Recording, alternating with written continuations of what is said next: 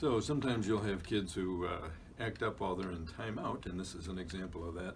This is from Vivi, who says, "We purchased your book and video upon the social worker's recommendation. We are on day 5, and our almost 8-year-old immediate tester rages and tantrums when in timeout. She goes way beyond messing up her room. I'd like to see the room afterwards. We fear she will put holes in her walls. Even keeping the door closed is difficult. Any suggestions for an overwhelmed parent?" Yeah, this is no fun to go through, but you want to, I can reassure you, it's not unusual. A lot of kids will do this.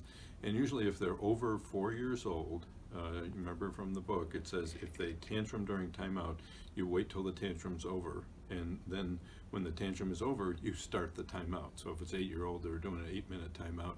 Tantrum goes on for 45 minutes. The timeout starts after 45 minutes. And it can be hard to listen to. The exception to this is if you have a child who has a history of separation anxiety, and so they're in a room by themselves and they get spooked or they get scared by that, you have a couple of options. You can put up a gate and leave the door open, and you can sit by the gate, but no talking or no eye contact during the timeout.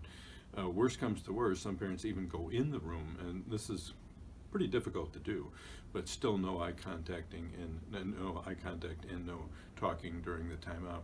Also check the section. I think you're aware of the section on room wreckers, and yes, we have had kids mess the room. If there's anything dangerous or valuable in there, get it out before the timeout start. If there's a hammer and a saw in there, get them out before the timeout starts. Anything valuable, you don't want them to break it.